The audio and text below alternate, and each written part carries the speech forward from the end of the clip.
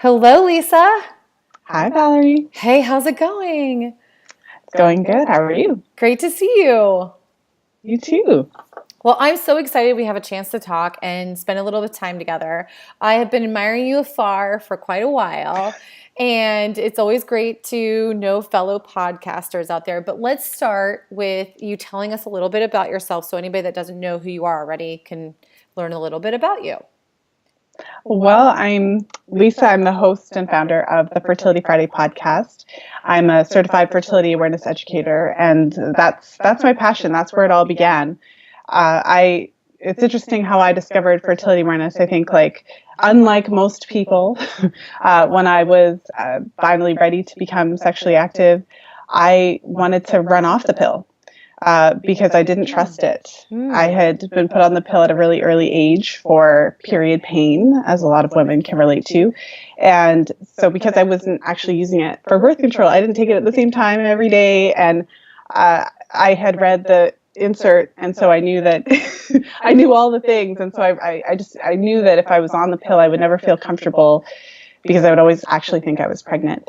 So ironically then, when I was about 18 or 19, I can't remember exactly which, but I discovered fertility awareness shortly after deciding that I wasn't going to use the pill for birth control. So the way I looked at it, I was like, well, if I don't trust the pill, I'm going to use condoms all the time anyway, so may as well use the condoms. And then shortly after that, I discovered fertility awareness. So that was a long time ago. That was about 17 years ago when I first started using fertility awareness. And I did teach it for a little while back then. And it wasn't until I had my eldest son that I realized that, it was the age. I was in my 30s, my early 30s, and I saw so many of my friends struggling with fertility. And I realized that I was sitting on a gold mine. All of the things I had took for granted, the knowledge and information that I had about my body and about my fertility and just how my cycle works, I realized that the majority of women I know, basically none of the women I knew that stuff. And so I felt compelled to start the podcast just as a way to share the info.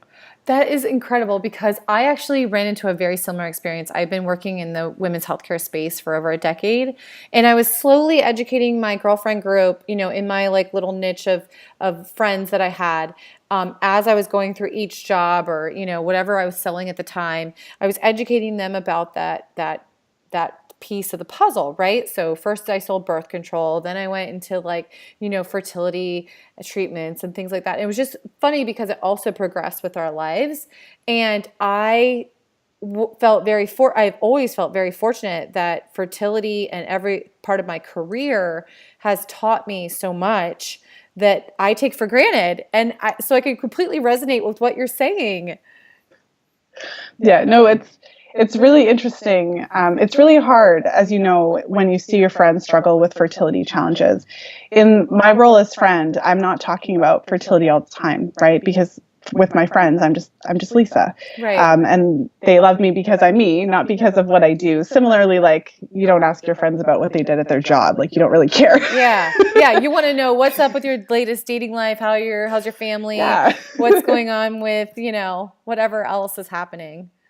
Yeah, exactly. And so for me, the podcast was a really good outlet. Yeah. It was a couple of things. I decided I wanted to just try something. I wanted to put the information out there and see if anyone cared what I had to say. When did you start the podcast? I started it in Fridays? 2014. Wow. Okay. Great. The end of 2014. Yeah. So towards the end of this year, it'll be 4 years. When I first started, I thought, is anyone going to care what I have to say? So 3 years in, I've been just so overwhelmed with the positive feedback. Women really want to know this stuff. I mean, and that's one of the first things I hear. So the most common response I get when women find the podcast is how come no one told me this stuff? I know. Because although there are a lot of nuances and complexities to your menstrual cycle, the very basic fundamental truth of it is quite simple to grasp. There's only about a week in a cycle, every cycle that you have, that you can actually conceive. So everything that we were taught in junior high is basically wrong. because I remember, I'm sure you had a similar experience, Valerie, but I was taught that I could get pregnant on every day of my cycle. And that led me to be just terrified all the time Right. of an unplanned pregnancy, because you didn't really know why. You just were, okay, I'm fertile every day, but you didn't really know why or how it works. I definitely think that they gave you the impression that, you needed to be careful. I don't remember them saying like every single day you could get pregnant, but that's definitely how I interpreted it. Yeah. I remember them saying that it was every day. Wow. And I remember that Such bad information. even some of the girls would ask, can I get pregnant on my period? And so I remember that question. We definitely asked that question. There is some truth to that. Like, again, that's part of the complexity and nuance. But basically, I left there feeling like, okay, from the period to the next period, like every day. And so even just that basic knowledge of, so for any of the listeners or viewers who aren't familiar with fertility awareness, there's 3 basic signs that we pay attention to. So we pay attention to your cervical mucus observation, your basal body temperature, and your cervical position, which is more of like an optional sign. And so as you approach ovulation, your body starts making more estrogen, your ovaries start producing it, and that causes your cervix to make mucus. And so for anyone who's listening and thinking like that sounds really gross, or not really familiar with cervical mucus, it looks like creamy hand lotion, like creamy white hand lotion, or possibly like raw egg whites, and it can be really stretchy. So a lot of women, I would hazard a guess to say most women have probably noticed it, but thought that they either had an infection or just thought that there was something wrong with them. Or it just went on their underwear and they didn't think anything of it. Yeah, because people don't really talk about it. And I can still remember as a little girl when I started to have mucus, only now I know that that's what it was. But I remember feeling wet sometimes, and my mom basically just gave me panty liners. But there was no description of what it was. Or why you were wet, or why you had moisture down there. Yeah. Yeah. So one of the women who I interviewed for my podcast said it beautifully, because she calls it your white flow. So we all learn about our red flow, our periods, but we don't learn about our white flow, our cervical mucus. And so if that is the only thing that the listeners take from our conversation, that you have a certain, period of your cycle, I guess period is not the right word. Yeah. But there's a certain time in your cycle as you approach ovulation where you actually start to see this white flow. You actually start to see your cervical mucus. And that is a part of your cycle where you're fertile. If that was like the only thing that women were taught in junior high school, that would make a world of difference for everybody involved. Yeah. Yeah, no, that's some good points. So let's dive a little bit into your background. I know you were talking about how you became aware of fertility awareness and how you changed your perspective on birth control and decided to use condoms as your protection. When did you meet your significant other and have a child, and how was that process for you? Well, so I met my partner, my now husband, 10 years ago, I believe it was. And I have to try to remember, a little over 10 years ago. So by that time, I had already been using non-hormonal, so I met him, I think, when I was how old am I? About 24, I think is how old I was when I met him, my husband now. And I had been using fertility awareness since I was about 19 in different relationships. So I was not on hormonal birth control, and I was already very comfortable with that. So I didn't have an issue with discussing that with him. It was just when we met and when we got to the point that we were intimate, I was used to having these adult conversations. I think that's one of the benefits of fertility awareness. And fortunately, he was really supportive. He's not interested in the hormones. He's not interested in putting stuff in your body so there was no, it wasn't really a conversation that was awkward. It was very much like, cool. Yeah. There was no issue with it. And so, I mean, I would say that, like any relationship I've been in, there is a little bit of time where you kind of talk about it a little bit more, share a little bit about it, where, so support him in the point that he feels comfortable with it. So, but because I teach it, and I have all the resources and I'm really confident and I have been using it, I think that makes a huge, huge difference in terms of the communication with your partner. So, it's interesting because I was already 24, so that would mean that I was at least like 5 or 6 years into using fertility awareness very comfortably and confidently. So yeah, it was seamless basically. So did you And track your period and do some kind of like with your cycle, or when you say fertility awareness, like, or was it just condom use? so I was tracking my cycle. So ever since I started using fertility awareness back then, like in the year 2000, there were no apps. Yeah. So It's hard to so think I about that right now, that yeah. all these great tools that are available now were never even existent. Yeah, so I guess I'm dating myself, but That's back then okay. I made myself an Excel spreadsheet, and then I was really keen, so I made books. Like I actually would take them to the printer and get them bound, and I sold them to my friends. So like Oh, all of my wow. girlfriends You were like have this mini somewhere. entrepreneur.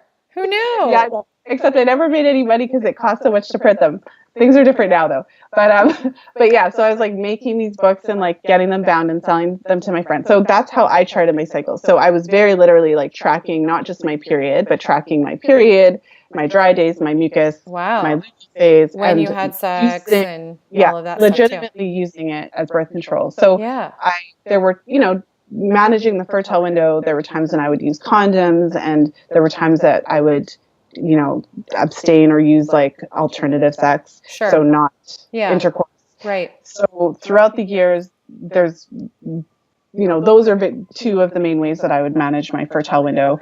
But I was having unprotected sex on my infertile days, like when I was in a committed relationship and not getting pregnant because the method works. Right. Did you have so discussions about withdrawing and that kind of method too, or was that ever part of your routine? I my husband and I sometimes do use withdrawal. At first, I wasn't that comfortable using it in my fertile window because I had never, and I had to actually go and look up the research myself about withdrawal before I would even consider it. So that's one of the options that we use in my fertile window. So. Because basically when you use fertility awareness as your primary method of birth control, like you have the periods of time when you're infertile, but you always have to figure out what you're going to do, how you're going to manage it when you actually have mucus and Yeah. you can. And a lot of people forget that sperm actually can live for 3 to 5 days in very strict environment. Like the cells in the uterus and the lining of the fallopian tubes is meant to make the strongest sperm win to get the egg, right? But we forget. Well, I would say that, just to clarify that, I mean, when you're in your fertile window is the only time that sperm can live inside of your body for 3 to 5 days. And it's your cervical mucus that extends their life, basically. So your cervical mucus, like your white flow, you can kind of think of it, men have seminal fluid, right? So when they ejaculate, there's semen. And the semen is like a pH that supports them. So the vagina is acidic, and the semen is alkaline. And your cervical mucus is also alkaline. So they actually are very similar pH. So it's only during your fertile window that the sperm will survive inside of your body for 3 to 5 days. Right. But and the outside egg of that is only available for fertilization between like a 24 and 36-hour window. That's right. So it all kind of happens. It's not happening randomly. Like you have the mucus before the egg comes, because Mother Nature wants the sperm to already be in your fallopian tubes by the time the egg drops. So in terms of using fertility awareness, like in my own life, after I have my period, I monitor, I check. I'm very much in the habit of checking my mucus every day. So I have my period, I have dry days, and then at some point I start to see mucus. And so from the time that I start to see mucus until I ovulate would be my fertile window. And so during that time, I'm very strict about have really good communication about that. And so over the years, so the 10 years that, my partner and I have been together, we've been very successful in avoiding pregnancy when we wanted to. We have 2 children. We have a 5.5-year-old and a 2.5-year-old. And they were timed like to the month. So wow.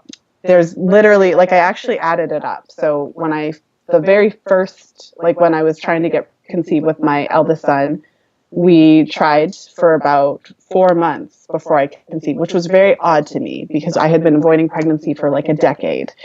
So I thought like, duh, I'm going to get pregnant the first time, but it's actually very average. The average is 4 months when you are not using any hormones. And how old were you then? 29, I think. Okay. I promptly had a miscarriage very early on, and then I conceived the following cycle. So it was sad, but it was very early on. So I didn't have a lot of time to like connect. Process it. That makes sense. And so 5 months of conception, and then when we were trying for my youngest son, we conceived the first month. Wow. So so for me, it's like it's always like there's no if we were to have sex on a fertile day, I am convinced that like because it happened, right? I am convinced that I will get pregnant. So there's no we use the method like strictly. Yeah. Well, and here's the tough part. Until you start trying, you don't really know all the factors between you and your partner that would equal pregnancy.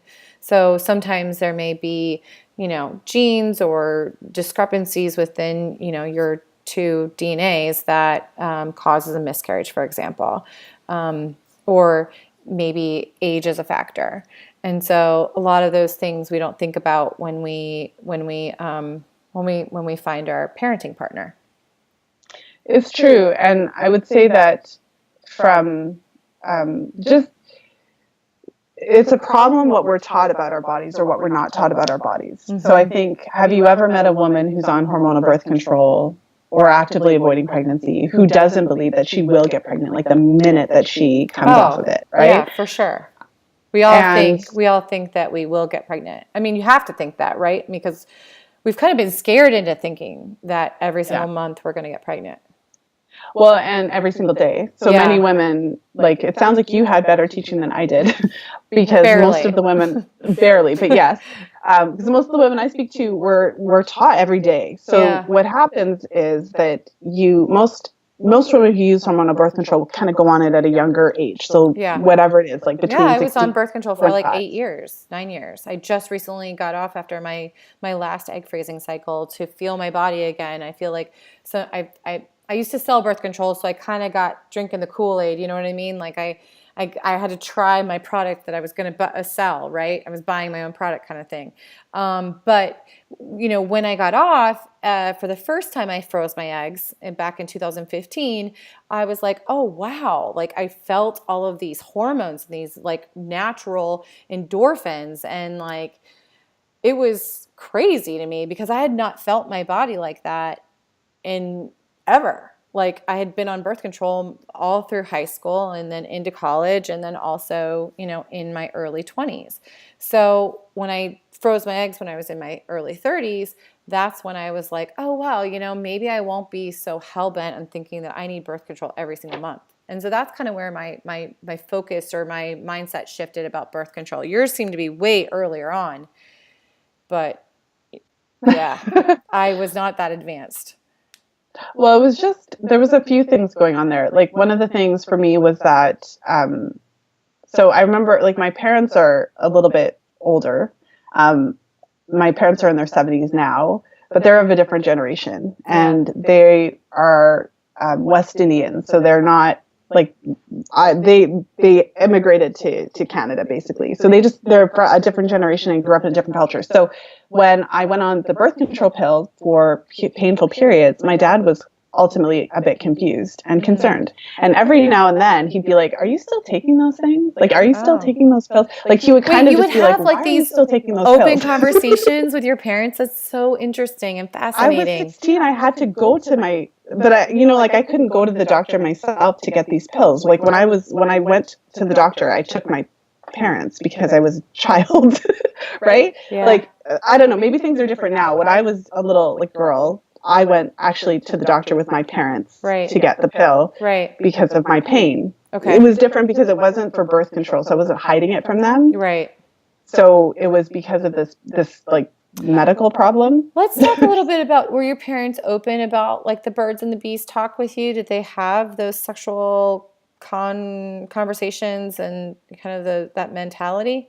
Well, looking back, my mom actually did a really great job of it because, like I said, different time, um, different cultures. So I'm sure they didn't get a proper talk from their parents. So what my mom did was she actually bought this book, and I think it was like all about sex and growing up or something. But it was this book, and we actually read through it together, and it just went through the basic stuff like girls grow breasts and. But it actually talked about like masturbation and like just like it was a book, so it went through like all of these different things. So I could tell that she was to some degree uncomfortable, but she made the point of at least going through it. Although I would say one-on-one, like with you in a private setting. Yeah, like we sat together in her bed and we read the book. However long it took us to read this book, a couple of days. And I remember that I thought it was really nice. And I also remember that she did it when I was old enough that I kind of knew like a lot of it. But it was still really nice that she took the time to do that with me. Well, that is incredible because I think that in America, we don't teach very good sex education. And parents aren't necessarily always taking the lead about having those conversations at a younger age. I think that we take for granted that, they're going to learn it in school, or that it's basic anatomy, and that they say, oh, you're a boy and you're a girl, and then we just assume we know the difference as children, that we don't. And I guess it's great that your family had maybe just a more proactive way about it. I think has any of that come into fruition or play, like what you want to do with your children? Well, for me, so I don't want to give the impression that my parents were like totally like, on board and like we had this super open conversation about every single thing sexual. I still remember like my parents used to watch, remember soap operas? They used to watch soap operas. And I remember this one time, like this woman on the soap opera was like, she said the word orgasm. And of course, as a kid, I was like, what's an orgasm? And like, no one answered me. Like I never got an answer. Even to this day, I'm still waiting. So for me, in my case, like I said, my mom did what she could within her comfort zone, and it was really, really nice. But for me, I was always a nerd. Like I said, I read the actual insert of the pill pack. Like I read the whole thing. So, so for me, although I didn't actually understand the side effects now looking back, but for me, I actually kind of took it into my own hands. Like as soon as I was of age and I went to university, I was like, sweet. I literally took myself to the bookstore and like bought this book about sex, and it was kind of, I don't know if it was like appropriate for my age. It was literally about like sex and relationships. Like it was like sexual things, it was like a book about, but I wanted like an adult proper book that talked about sex, like in a real, I was like 18 and or 17 pictures or 18. And like, was graphic. No, it wasn't, I would say graphic. It was an actual book. It did have some pictures, but I'm talking about like hand drawings. It was very much pictures. But it was like sex within a relationship. And so it was talking about how to be respectful with your partner and like how it just gave me the information that I needed at a young age that I didn't really get. So for me, I was all about like, I'm out of the house. I'm on my own now. I'm an adult and I'm going to learn what I need to learn to live kind of like that's, I've always been like life. That. Yeah. So in my case, I actually took it upon myself to like educate myself. Like I actually went to, I could still remember. I wonder if I still have that book. It was a really good book. You'll have to share it with what the title was when you remember. Yeah. I'll have to let you know if I can remember what it was. It was the same way with fertility awareness. And I really took advantage of the university campus. Like I really look back fondly on that. There was a women's center, and they always would kind of bring in interesting speakers on different topics. So I would drag my roommates to like the sex talks or the feminism talks or all these types of things. And it was during that time that I discovered alternative menstrual products. So I was using like the Diva cup. Back then it was the Keeper. I think you can still buy one, but like back in 2000, I was like using my menstrual cups and like learning about the dangers of chemicals in menstrual products, toxic shock syndrome, all that kind of stuff, learning about fertility awareness, learning about my body, and feeling really empowered to be able to be so young and not have to rely on hormonal birth control. Like if you think about it, that's not super common, but that was actually life. So have you ever heard of the menstrual disc? So like Flex or Soft Cup? No. Oh, I think soft cup, like I've heard of the yeah. different, what it's like one-time use, right? Like it's a little Yeah. bit different. Yeah. Yeah, it's like a couple per cycle, depending on your flow. But I think they last like 12 hours each. Hmm. Yeah, that's cool.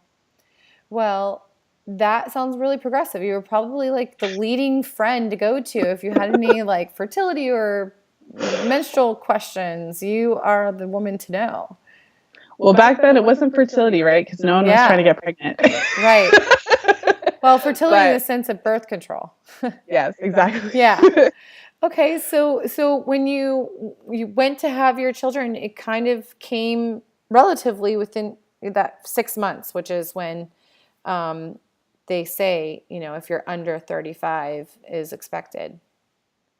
Yeah, I would say, like I said, I've done a lot of research since then, and it is average.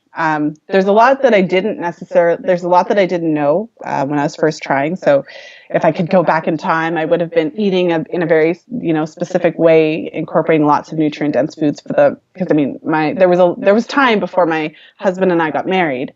And it's not to say we did nothing, but I certainly know a lot more now, which is why I'm so passionate about sharing information about prenatal nutrition and the whole concept of coming off of hormonal birth control early and really taking time to nourish your body. So in my case, I hadn't been on hormonal birth control for at least 10 years, and it still took about 4 months for me to conceive. And will I ever know why? I don't know why. I just remember like we had, like in my whole life, I had never had sex on my fertile days, right? Like without some sort of For other protection. some sort of protection. And so I remember like the first month, it's kind of just bizarre because after all of those years of fully like doing everything possible to avoid any type of contact during that time for it to take that long to get pregnant, I want to share that and just kind of have anyone who's watching think about that, because when a woman comes off of, like, if you've taken the pill and you come off of the pill,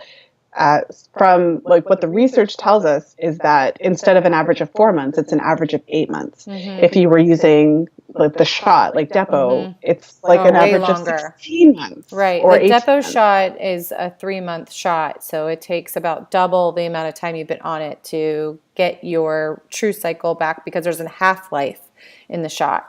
Yeah. Right. But from a research, so there was this one study that looked at time to pregnancy specifically, and it compared all these different hormonal birth control methods, and it also compared like coming off the condom, which is obviously like not like nothing. Yeah. And so it was an average of about 16 months versus 4 months for nothing, 8 months for the pill. Wow. So I think that in terms of fertility and like trying to conceive and all those types of things, that's something that I think it's really important for women to know.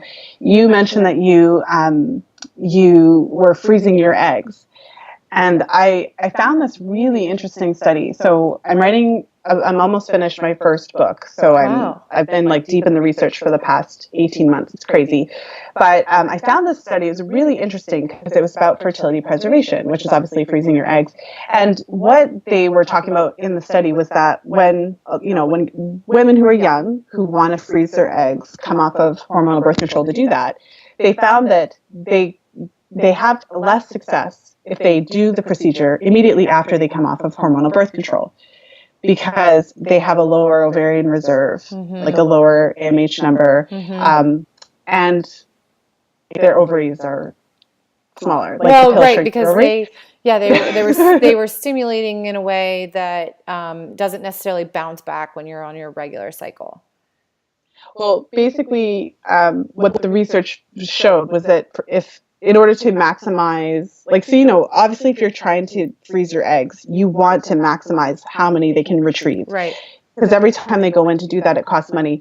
So they want to optimize everything. So what they found was that if the women who waited, like, so they went off the pill, waited 6 months to allow their ovaries to like bounce back and get back to normal, then they had better results. Oh, wow. And so, regardless how old they were? Yeah, because there's a very specific way that the pill suppresses your ovarian function. And one of the ways it does that, like the ovarian volume of a woman who's on hormonal contraceptives is a lot smaller. So like 50% smaller, meaning the ovaries are actually like a bit shriveled. Yeah. the antral follicle count is lower. Mm-hmm. So their anti-Müllerian hormone numbers are lower. So basically, it's just saying that there's like a period of transition where your body actually has to fully bounce back. So I just thought it was interesting because if for women who are actually trying to get pregnant, they go to their doctors and it's like, oh, should I go off the pill early? Or, I'm getting married and planning to start trying. Typically, the doctor says, no, there's no point. But in this particular study, what the researchers concluded was, like if for women who are trying to do egg freezing, they should actually come off of the pill 6 months earlier so that they would have better results. So why wouldn't it be the same for a woman who's trying to conceive? No, it totally transfers. I think that's some great data. I'd love for you to share that with our listeners, and we'll post that in the show notes. But that's incredible because actually just thinking about like my own egg freezing cycle, I was on the pill or actually the NuvaRing for probably 8 years solid. And then I came off. Now I think the NuvaRing with the delivery is a little different because it's a vaginal delivery, but it still has a half-life as well, even when it's not, it's like in your system, right? But I had 17 eggs that I froze in 2015, and then that was at the age of 33. And then when I turned 35 in 2017, I froze again. And I had gone back on birth control in between that 2 years. So, that was kind of interesting. I wish I would have maybe not taken it at that point, but I had just starting to get comfortable with the idea of not taking birth control after taking it so long, because it really leveled me out. It made me think and feel kind of like a guy, I guess, in some aspects. And like, I didn't need sex. And like, if I wasn't in a relationship, it was no big deal. I could pour myself into work and be very hormonally like level. So I didn't go through the ups and downs. I didn't have PMS and all that stuff. And I kind of liked that, or I thought I liked it. And then when I went off birth control during freezing my eggs, I felt like, oh, I feel all these things again. Like I didn't realize I had these like these hormones running through my body. And so, after freezing the second time in 2017, I only got 12 eggs that were mature enough to freeze, but I was also 2 years older. And I'm just thinking like, that's a pretty decent amount. Some people only get 12 after a couple of rounds of freezing. And how much different that could be if I had gone off birth control for over that 6-month period of time, like your research. Wonder if the numbers would have been different. Yeah, it's hard to know. In that, and because every woman is different, but in that, it's very compelling because it's not just hormonal, it's actually physical. The ovary is physically different, and it takes time for it to physically shift, rebound, and also for your hormones to start kind of doing their thing again. So really important information women need to have. It makes you wonder how long it's going to take for that information to kind of trickle down into practice, right? Right, or for common knowledge, right? So that's right. I think this is a very interesting discussion because I'm finding that the millennials or the younger generation, so like the 20-year-olds and the people getting straight out, the women that are coming straight out of college, they're actually like, they don't want to take birth control. They want to do more natural. They really do. I mean, this is like this new phenomenon, kind of like the Me Too movement, or kind of like, and I don't know about you, but did you ever struggle with condoms? Because I'm finding, as a single woman dating, that a lot of men don't want to wear condoms. And so that's a problem. Because STDs are running through the roof. 1 in 3 sexual experiences equals an STD, especially if you're under 24. And that potentially is a huge problem because with all of the main STDs like chlamydia, gonorrhea, herpes, which is forever, and or just some crazy stuff like syphilis is coming back in the mix, and those can lay dormant. Those diseases can lay dormant for several years without and cause fertility challenges later on. Like blocked fallopian tubes. Mm-hmm. Well, I've got a pretty for me, I feel like I'm really pro condom. Like I'm like, it actually enrages me inside, sometimes outside. But just the way that we focus so heavily on the birth control aspect and trying to get young girls to use the IUD, because basically it's like, let's just make sure we're completely available for men so that they're not inconvenienced. Oh my God. Oh my goodness. At the thought of using a condom. Because ultimately my concern, so there's a couple, so some compelling data. When, as a woman, like when you're a grown woman and you're not on hormonal birth control, your vagina is really acidic, like I mentioned earlier. And so the acidity of a grown woman, like an adult woman's vagina who's not on the hormones, it helps to protect her from STIs, yeast infections, and maybe less on the STI front, but definitely it's protective. For young women, like teenage girls, their vaginas are not as acidic yet. It's something that actually kind of progresses over time. Yeah. And so for young women, they're even more susceptible then to STIs and different, anything introduced into their vagina. So ultimately, when I was growing up, I grew up in the 90s, and condoms were actually like a thing in the 90s, and everyone talked about condoms. And it was like, don't have sex without a condom. They were handing them out on the doorsteps, and you'd find them at coffee shops and the Planned Parenthood. The first thing I got when I went to university, I was 17 when I went to university, and I walked on campus, and within 10 minutes I was told a condom and a beer, and I was like, this is what's going on. This is what I'm supposed to do here. But that's basically what it is. So I am pro condom. Condoms are a highly effective method of birth control. I feel like you need to just stop this whole idea that no one's capable of putting on a condom before sex. Condoms, when used correctly, are 99% effective. Right. And yes, condoms do break, but if you're aware that Vaseline and other oil-based lubricants destroy them, and if you're aware how to use them correctly, you need water-based lubricant. If you so we all wear different sizes of shoes. I'm a size 9.5. You're probably a different size. So men don't all have the same size penises. So it's really important. A lot of men don't like condoms because perhaps they've never found or used a condom that is the correct size for them. Right. And perhaps they've never done research other than going to the drugstore or whatever, to find a condom that's that's a bit thinner, perhaps, to increase the sensation. Actually, condoms are all the same, roughly within the same micron level. So they're between 7.5 and 8 microns thick. There's different types of condoms. So there's depending on the brand, you can go online and purchase condoms that are a bit different.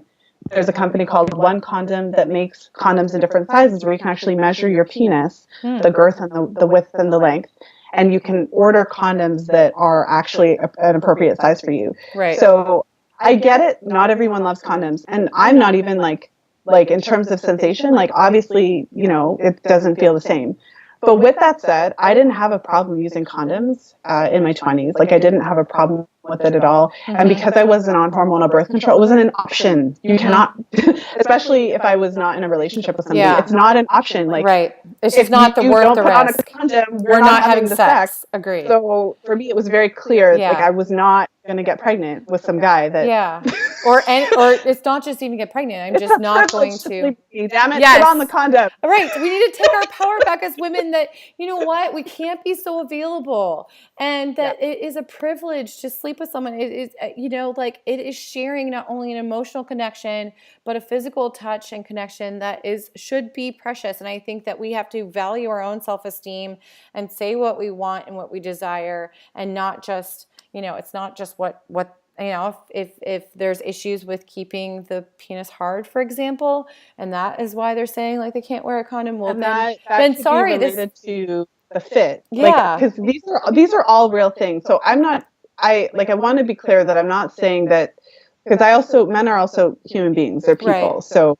And I have been in relationships with men throughout my whole life. Right. Well, I get it, because it does reduce the sensation and it can cause different challenges. So I think it's more so when they have experience without it, then they never want to go back.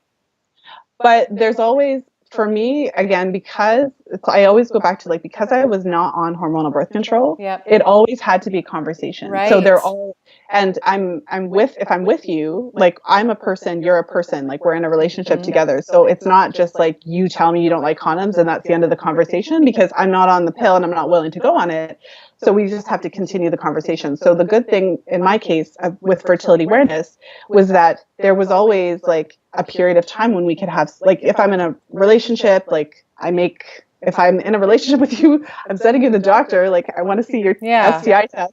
Right. because I'm an adult. We have these adult conversations. I don't have a problem having that Well, type of now they conversation. have tests that So you can do at home because it's kind of like brushing your teeth. I feel like no one goes and gets tested. Only women do. Maybe at their year I've pass. sent men to the doctor. I have too, but it doesn't matter. Like they're a little less willing to do, because they're like, do you know what they make us do when we go to the doctor? We have to put the scope down our penis hole and, Yeah. Oh my goodness. You have to take a Q-tip and they're such babies.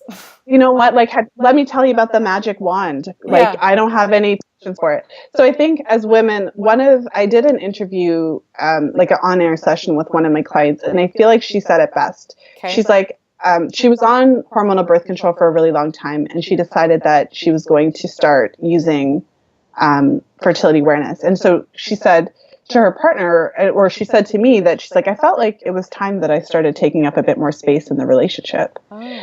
She was just like, I felt like it was time for me just to be more state your wishes there. and say exactly. Yeah. Okay. So I think this conversation that we're having is helpful for women to hear, because it's helpful for women to hear that other you can women actually are saying this too.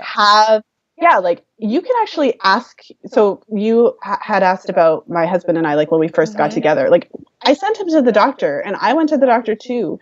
It was like so romantic. We shared our STI test together, but ultimately that's what it is. But it's modernized now. Now it's so much easier. You can get a test at home. My lab box will ship you a test, a male test and a female test, and you can both get your own individual test, send it back in 24 hours. You can download your results on an app and send it to your partner.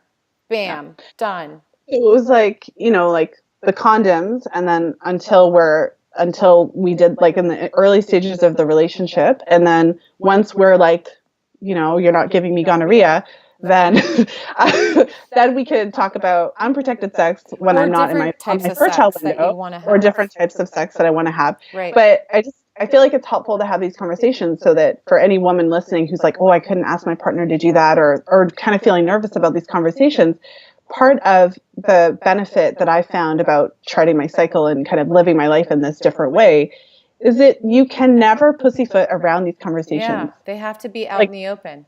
It's literally like, and I say it to my husband all the time, like, if you want to make a baby, today's the day. Oh. Like, it's a joke, right? But because we don't currently, we're not. So, but it's like, you always have to have these conversations. Like, it forces you to be an adult. It forces you to I think the men are desiring to be part of this conversation, though. I think they really want to understand. They feel like they've been in the dark so much. So I think that it doesn't hurt ladies to, if you're dating a man, that if you have that open conversation, I think they'll respect us for it.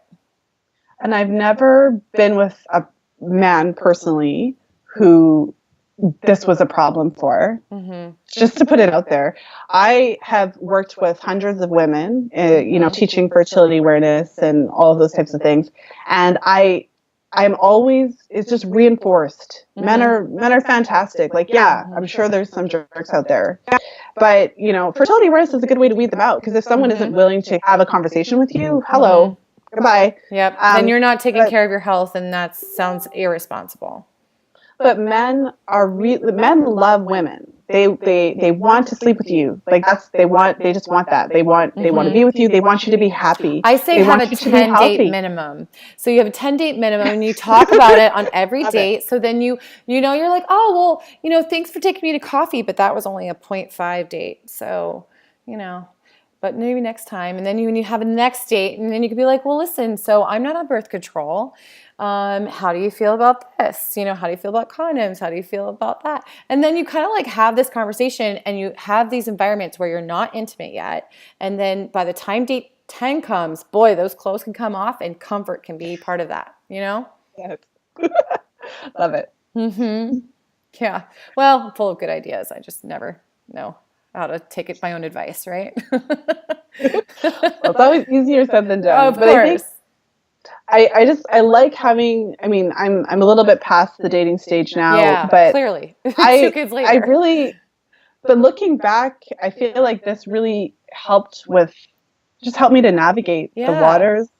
I love how open you are about everything. Well, why not? Yeah. Why There's a not? lot of women out Exactly. there suffering. I I mean, why know. would, knowing everything I know about the side effects related to hormonal birth control, even what you said was, I just didn't know I had all these feelings, like I had all these Yeah. hormones rushing through my body. Like you felt different. You felt more Yeah. like yourself when you were off of it. Mm-hmm.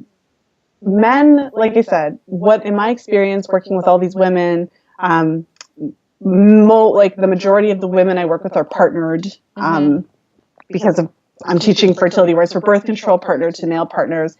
And ultimately, any time that these men get like an inkling that their beloved partners are being harmed, or like their emotions are different or changed because of the hormonal birth control, they're like the first cheerleaders to help them to get off. Yeah, I agree. Well, and I think that we need to think about even the LGBTQ population. While they're maybe not worried about the birth control piece, they still have to worry about the STD part. And since there's a lot of oral sex that's happening, I think we often forget that you can get chlamydia, you can get gonorrhea in the mouth, or that all of these other possibilities are could happen. So even regardless of what your preference is, and dating, you have to think about how you protect yourself. Well, we've been talking a lot about birth control. I think a big piece of the education that I do around the menstrual cycle is that the menstrual cycle is a vital sign. So we can think of it like the fifth vital sign, and what that a vital sign, so for instance, would be like your respiratory rate, like how many breaths you're taking, or your temperature, or just kind of different functions that your doctor would measure. But with your period, for a woman who either is never planning to have children, or for a woman who is never in relationships with men, it is really important for her to still pay attention to her menstrual cycle, because it can be a very first key indicator of her health. For instance, like if we all kind of hear the example of athletes, right, who lose their periods. I think that's partly because of weight harmless, loss. right? Well, isn't that because of weight loss or extreme A athleticism? combination of like overexercise, not necessarily weighing enough, and also not eating enough. Right. But that's one really great example of how critical your menstrual cycle is just for your health, because it's not just that they lose their periods. Women who lose their periods, have this hypothalamic amenorrhea due to these different factors, are at an increased risk of bone loss, losing their bone density. And the longer that it continues, the more bone they lose, to the point that they have an increased risk of osteoporosis. So it's like their calcium decreases. Yeah, so that is, regardless of your sexual orientation, this, you know what I mean? Like, It's a problem. This is a problem. So monitoring your menstrual cycles for health is something every woman can do regardless. Right. No, I love that you're such a big advocate in this space. This is awesome. I'm so glad we were able to connect.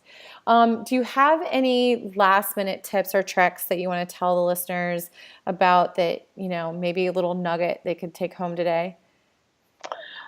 I'm trying to think. There's a lot of things I could say. I suppose the one nugget to take home would just be to know that your menstrual cycle is really important.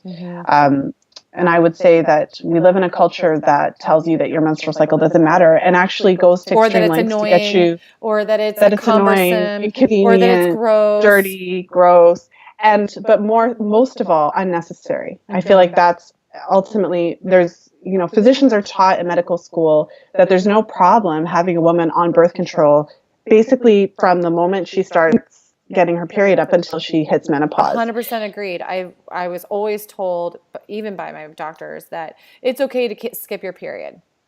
Yeah. But what I would want the listeners to take away from it is that your period is really important. So just think for a moment that the only reason that any of us are here are because our mothers had her period. So if women stopped having our periods, there would be no next generation. That's how important your period is. So don't let this crazy misogynistic society tell you that your periods don't matter. Right. They do matter. They matter very much. Well, I think that this message is totally going to resonate with the audience, because they will know. I mean, they are already seeking and already looking and thinking about how their periods are more important, and how they don't want to be on birth control, and how they're looking for alternative methods. So I think you're spot on with that. I mean, I can really resonate. It really resonates, and I hear that more often now than I ever used to. And I think birth control just got pushed down people's throats really, really hard. And Literally. yeah, essentially. I mean, there was even pills that I sold that were chewable, like as though we can't swallow a tiny little pill, right? And look at all the recalls with some of these drugs like Yaz and Yasmin and all the other Acela or whatever names they've changed into now with the extra black box warning and how they can cause blood clots and these really dangerous things. And if you think back to our mother's generations, those pills were like 50 and 80 mics thick, and now they're down to 10 or 15 mics. So, I mean, while the doses are less, it still doesn't mean that some of the side effects aren't really real. And even though there's other delivery methods like the ring, like the patch, but even with the patch, like the patch has some major issues too. The same hormones, though. I mean, the delivery method may be different, right? But the hormones are the same. Like we could do we could do a whole chat just on side effects. I have 1,000 things to say. Well, we will send everyone over to Fertility Fridays. If they want more of that dynamic material, you have it covered from A to Z and then back again. Everything that ends in Y, you've covered it. And so that way they can learn more about you and all the work you've been doing, because it's just incredible. And I don't think that we could ever encapsulate all of this since 2014, your work in one podcast or one sitting, one interview. No, well, thank you so much for having me, Valerie. It's been a blast. If the listeners are super intrigued by our topic today, I would invite them to go over to my website. I have a video series. So if you head over to fertilityfriday.com/FAM101, FAM101, you'll get a taste of fertility awareness if this is something that is really resonating with you. So fertilityfridays.com /FAM101. FAN101. Great. So yeah.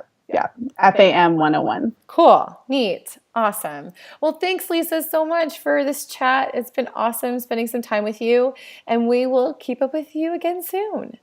Thank you so much, Valerie. Bye.